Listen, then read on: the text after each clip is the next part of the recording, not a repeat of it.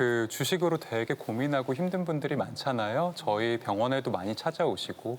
그래서 사실 어떻게 보면 사람들이 내가 못나서 주식에 실패했다, 나만 실패했다 이렇게 느끼시는 분들이 굉장히 많은데 사실 사람들이 의사면 또 되게 똑똑하다고 생각하잖아요. 그리고 정신과 의사들은 굉장히 자기 멘탈을 잘 잡을 거다라고 했는데 정신과 의사도 저렇게 실패할 수 있구나, 누구나 실패할 수 있구나 이런 메시지를 주고 싶었고 특히 제가 조금 고민을 했는데 아침마당이라서 제가 출연한 것 같아요. 네.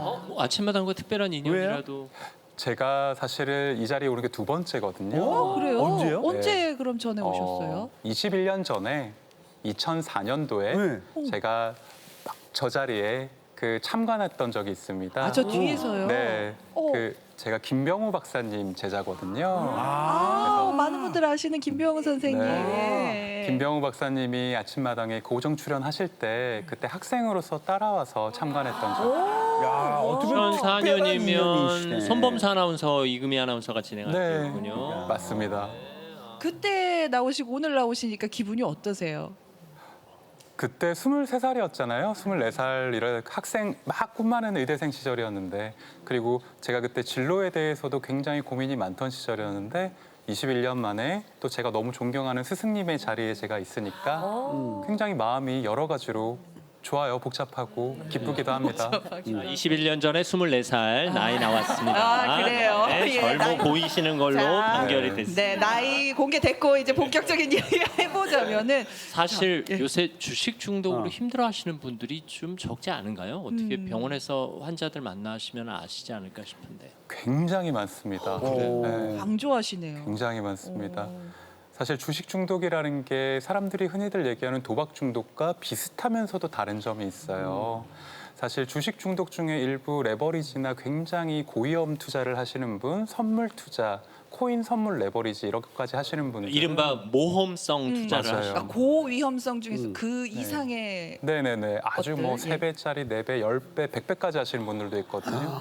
이런 분들은 주식 투자가 아니라 주식 중독, 도박 중독이라고 보는 게 맞아요. 투자가 아니다. 네. 근데 하나의 차이점은 도박 중독이라는 거는 일종의 행위 중독이라고 해서 사실 그 행위 자체에 결과에 상관없이 돈을 안 따도 나는 그냥 카지노에 가도 도박만 해도 바카라만 해도 너무 재밌다. 도파민이 팡팡 나온다.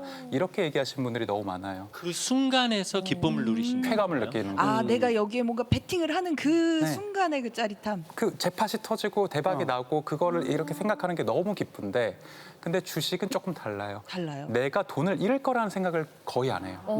네, 분명히 잘 될 거다. 다른 사람이 좋은 정보를 줬으니까 이거 완전히 대박 정보야. 그러니까 어떻게 보면 주식 중독은 내 미래에 대한 기대, 희망 중독이라고. 아, 도박하는 사람들은 이거 잃을 수도 있다는 생각을 갖고 하지만 주식은 내가 잃을 거라는 생각조차 안 하고 하는 거죠. 거의 대부분 딸 거라고 생각해요. 그래서 그러면 그런 말이 있더라고. 매주 희망고문이라고. 복권을 사시는 분들은 어떻게 보면 비슷한 약간 개념이에요. 약간 비슷한 심리라고 볼 수 있어요. 그리고 또 무슨 말씀이신지 조금 이해가 가는 게 사실 저희 같은 일반인들이 도박에 노출될 일은 좀 드물지만 주식 같은 경우는 누구나 요즘 쉽게 좀 쉽게 하죠. 도전하고 이렇게 좀 운용을 하는 경우들을 맞아요. 주변에 굉장히 많이 봤거든요. 근데 이런 분들이 막 1억 천금을 내가 벼락부자가 되겠다라는 마음으로 시작하는 분들보다는 없어. 내가 조금 잘해가지고 어떤 생활비에 보탬을 좀 줘볼까? 맞아. 내 월급으로는 지금 좀 빠듯한 느낌이 있으니까 우리의 학원비 좀 보태야지. 맞아요. 하는 경제적으로 여유가 조금 더 생기면 좋겠다라는 마음으로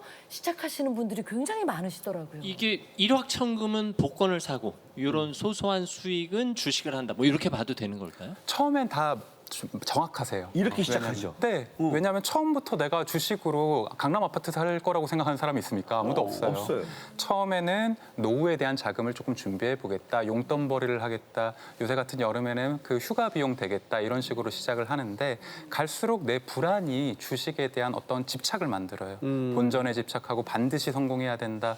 이게 투자라는 건 잃을 수도 있고 딸 수도 있는데 내 어떤 정말 소중한 종잣돈이고 여윳돈이기 때문에 잃어서는 안 된다는 집착이 일단 현실적으로 계속 다가와요. 이게 애들 학원비 말씀하신 학원비나 노후에 대한 자금 그러다 보니까 주식 중독은 어떻게 보면 현실에 대한 불안이 만든 그런 중독이라고 볼 수 있죠. 그러니까 아까 우리 불안의 선생님이 그런 중독이겠다. 말씀하셨잖아요. 그 주식은 희망이다. 근데 그 희망이 오래 가다 보면은 결국 우리가 그런 얘기를 하더라고요. 그 어쩌면 뭐랄까 그 희망 고문이라는 말들이 막 나오더라고요. 계속 내 스스로가 그걸 계속 끊임없이 희망을 하지만 결국 날 스스로를 고문하듯이 그게 다가오더라고요. 그러니까 손절 못 하잖아요. 네. 계속 붙잡고 있는 거잖아요. 계속 반토막 날 때까지. 그리고 잘 될 거라고 계속 믿고 자기를 마취하고 그러다 보니까 그 불안과 욕망의 사이에서 계속 무너져 내리는 거예요. 그러면 혹시 우리가 수년 전에 경험했던 코로나 위기도 이런 형국에 영향을 미쳤을까요? 정말 직격탄을 날렸어요.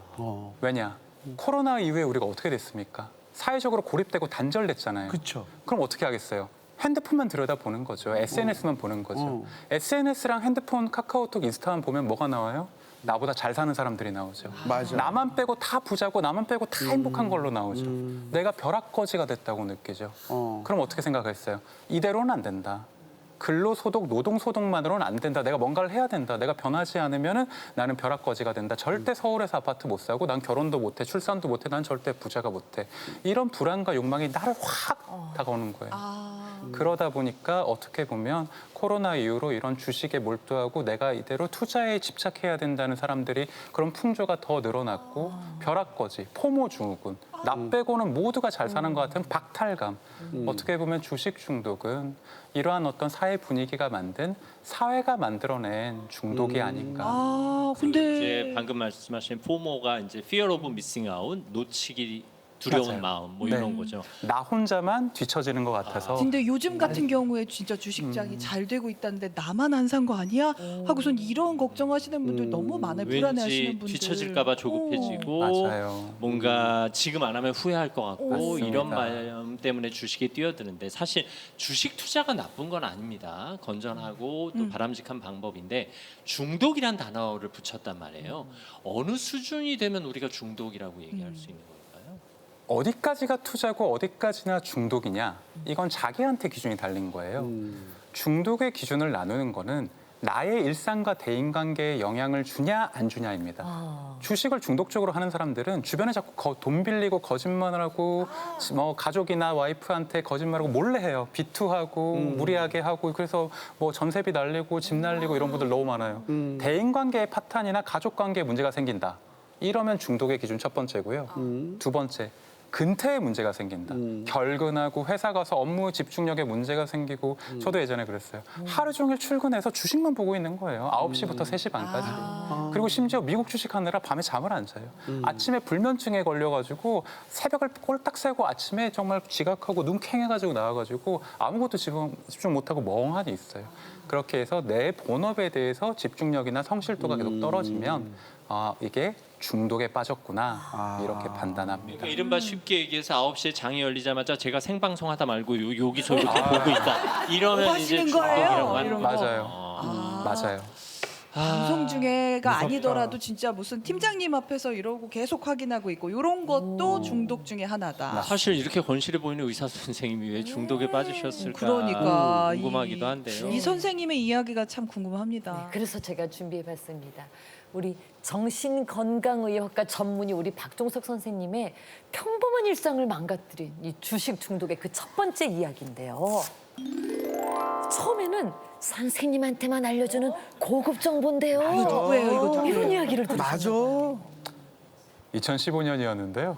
지금도 생각나요. 지금도. 선생님, 제가 이게 서울대병원에 있을 때인데요. 제가 그 전까지는 주식을 해도 아주 조금씩만 했어요. 정말 몇십만 원, 몇백만 원 조금만 했었는데 2015년에 서울대병원에 제가 막내 교수로 펠로우로 있다 보니까 제약회사 임원들하고 조금 약간 연이 닿았어요. 근데 식사 자리에서 선생님, 제가 선생님 인생을 바꿔드리겠습니다. 1억 넣으면 3억 되고 3억 넣으면 9억 되는 주식. 진짜. 저는 이게 의사들이 순진해요. 공부만 하고 병원에 있다 보니까 사회 경험이 없다 보니까 이게 사기일 수도 있다는 생각 자체를 못했어요.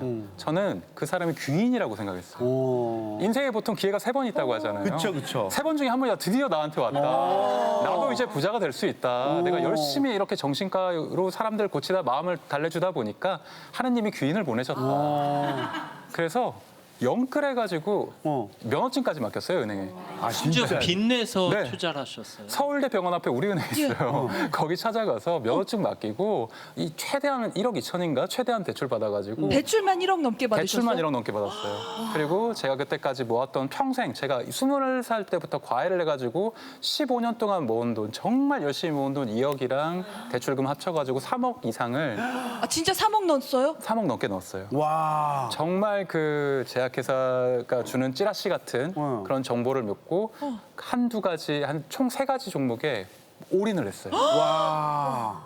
정말 그 한 인생을 번에- 바꿔주셨네요, 그분이. 한 나쁜 쪽으로 방에. 바꿔줬죠. 한 방에. 네. 그래서 올인을 아유, 해서 결과는 물어보지 마요. 묻지 마요. 내가 보니까 결과는 결과만 이거네요. 하는 보면 얘기인데. 더 상처만 돼. 그러니까 아니, 사실 괜찮습니다. 이게 어떻게 보면 이제 1억 천금을 노리신 건데 맞아요. 3억이 9억 되리라는 믿음으로 네. 그 당시 형편상 뭐 그럴 만한 이유가 있었을까요? 제가 사실 그때 모은 돈도 2억 있었으면 35살 나이에 2억이라면 적은 돈은 그럼요. 아니에요. 그 당시에. 네. 근데 제가 부모님한테도 굉장히 많은 돈을 보내드리고 있었고 그 저희 부모님이 되게 형편이 어려우셨거든요. 그 97년에 IMF 이후에 저희 집이 망해서 집도 경매로 넘어가고 부모님한테 제가 생활비를 드려야 되고 제가 외동아들이었어요. 네.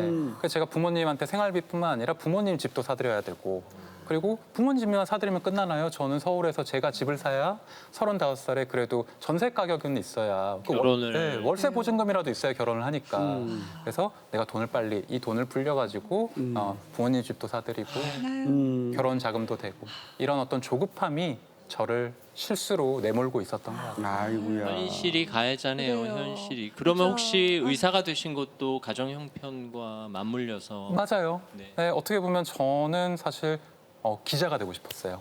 그리고 꿈도 많고 여러 가지 생각이 있었는데 뭐 다들 그렇잖아요. 그 가난한 집에 외동아들이 공부를 잘하면